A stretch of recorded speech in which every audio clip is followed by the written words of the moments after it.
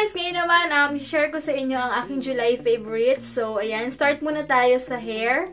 Ito, gamit ko is Repair Lotion Clariel or Clariel. Ayan. Available to kay... Available to kay Ayana Castro and... Ayan, obvious naman na super favorite ko. Tignan niyo, oh.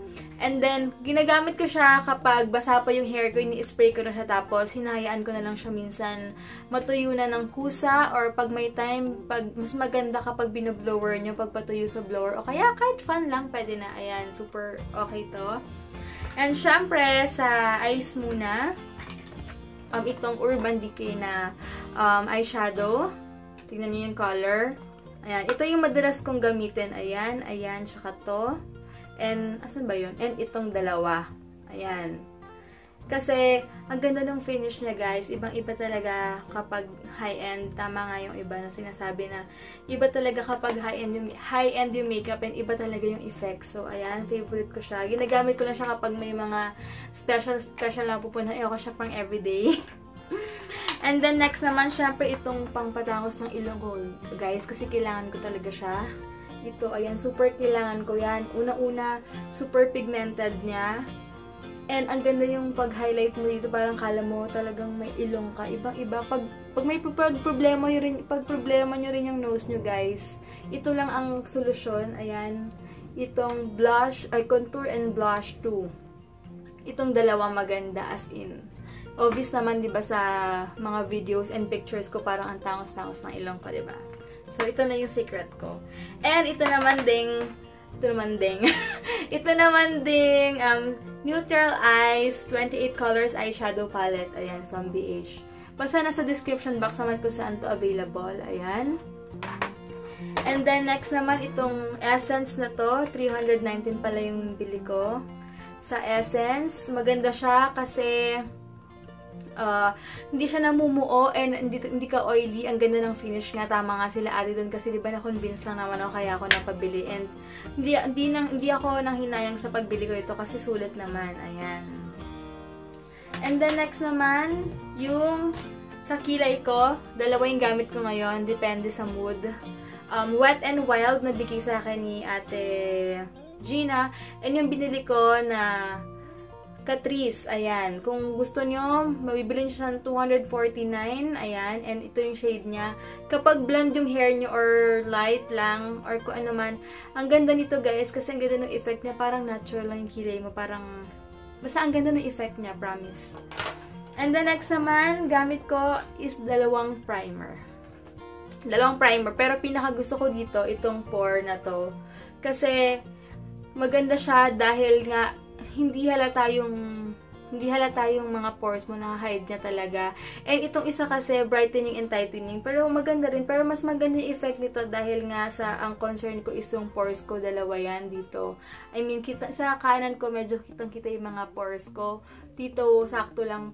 Kaya, maganda talaga siya. Ginagamit ko siya kapag may special event kasi nga, alam ko, kahit nabigay lang to, alam ko medyo pricey siya. Kaya, pang ano-ano lang, dyan. Pag may special na occasion lang akong pinupuntahan, siya ako siya ginagamit.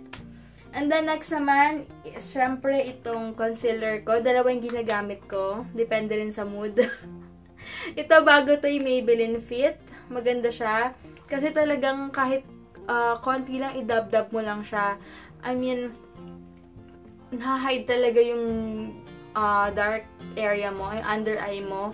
And ito naman sa mga dark spots, after ko lagyan ng corrector, ito naman yung mga pang dito or kung saan man na gusto mong i-hide. Kaya okay siya. Ito naman, 259. Pinapakita ko sa inyo guys yung mga price nila para kung interesado kayo ha. Ayan, pero lahat halos ang favorite ko bigay. Kaya hanapin na lang if ever kung saan man meron.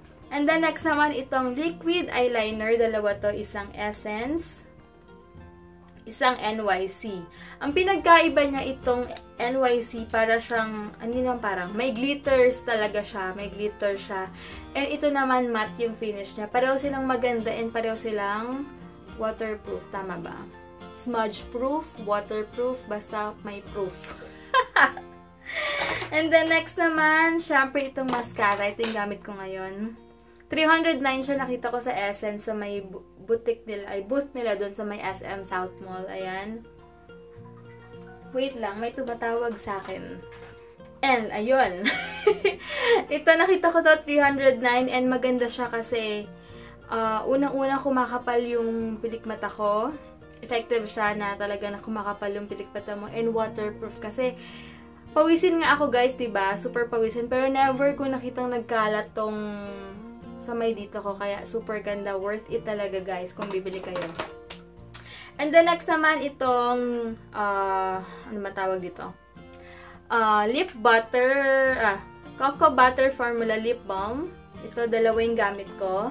Isang Palmer's, isang, ito siya. Ano ba tawag ito? Labello? Or tama ba yung pag-pronounce ko? Hindi ko alam kung tama. Basta alam niyo na yan, nababasa niyo na guys. Ayan, ginagawa ko siyang alternate pero most of the time, ito yung gamit ko, Palmer's. Kasi nga, feeling ko talagang may gamot siya. And super lambot talaga. And ito naman, maganda rin kasi parang pagising ko medyo pinkish yung ano ko, yung lips ko. Kasi ganito siguro yung color niya. Parang may ano. Si Heinz, pinapagamit ko to. Gusto na to kasi masarap. Sabi ko, hindi to kinakain.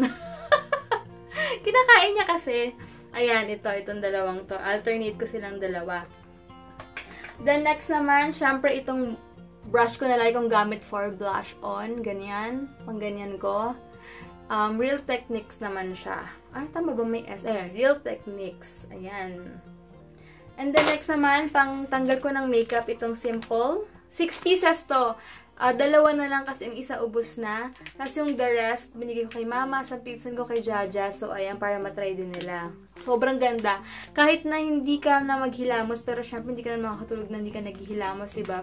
Pero sobrang ganda talaga. Ito talagang nakalagay dito na removes waterproof mascara. As in, yung mga minsan diba nakakainis, yung hindi enough yung paghilamos mo. Minsan may mascara ka pa pagtapos mong maligo, may mga itim-itim ka pang ganyan. Kasi minsan tinatamad ako mag-wipe. So, na-experience ko yun. Pero ngayon, since meron na ako nito, ito na yung ginagamit ko. Yan. And then next naman, sa pangkilay pa pala, nakalimutan ko. Itong powder ng Essence. Ayan. Ang shade naman nito is Natural Blonde. Ayan. Ang ganda rin niya guys kasi parang natural na yung kilay mo. Promise, as in. Kaya tinitipid ko nga rin to. Ayan, kasi maganda siya. Pang, may pupuntahan lang ako na event, ganun-ganun, or kung saan man ako gagala maghapon. Ito yung gamit ko kasi nga natural lang yung finish niya and yung look niya. Tapos, talagang nagsistay siya sa kilay mo. And then, syempre naman, sa lips, para sa aking alam nyo na yung labi ko. Hindi lang malaki. Makapal pa. So, ayan. Ito yun. Ito yung gamit ko ngayon. Yung NYC. Ayan. Lip tint. Ay, lip stain. Liquid lip stain. Ayan. So, maganda siya. Kasi nakita nyo naman sa video ko nung nag-SM Aura ko last Tuesday. Kahit uminom ako ng gamit ng straw. Talagang hindi nag-transfer yung lipstick ko or kung ano man.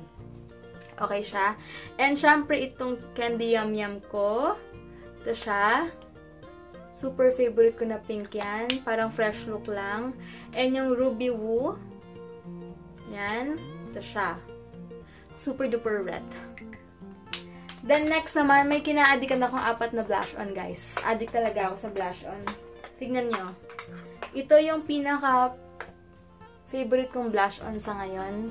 Una-una yung BYS. Pinag-alternate ko sila since lagi akong umaalis, diba, na minsan naka-makeup ako pag nasa mood ako or may kamit ako. Ayan, ito. Maganda siya kasi long-lasting. Long-lasting lahat to. Siyempre, itong MAC, pinaka-favorite ko rin kasi ang ganda ng effect niya, ang ganda ng finish niya. Kahit na mag-retouch ka, ando dun pa rin, lalo siyang nagsistay. Ang ganda talaga sa face, promise. Ang ganda sa cheeks. And then, ito naman, itong BYS. And itong dalawang Max and More from Amsterdam. Bigay ito sa akin ni Ate Lovely. Shade nito, yung peach. Ito muna. Yung peach na to, para siyang may kasamang highlighter. Tignan nyo. Parang hindi mo na kailangan mag-highlighter kasi parang may kasama na siya. Ayan. And then, yung isa naman na Rosewood, peach naman siya. Ito matte. But anyway, pareho silang maganda and kapag na-film kayo, ang ganda ng effect niya sa camera. As in, promise guys, maganda talaga to. Max and More. Oh, may pa isang brand na, meron pa isang brand na Max and More, nakalimutan ko kung ano eh. And then next naman, itong Olay. Ginagamit ko siya lagi, as in, bago ako mag-moisturizer kasi serum siya. Nililive ko muna siya for 3 to 5 minutes bago ako mag-moisturizer and then makeup. And then, syempre, hindi mawawala itong dalawang to. As in, pinag-alternate ko silang pareho kasi super ganda and hindi masyadong oily sa face mo. Nagtatagal talaga siya. Ayan.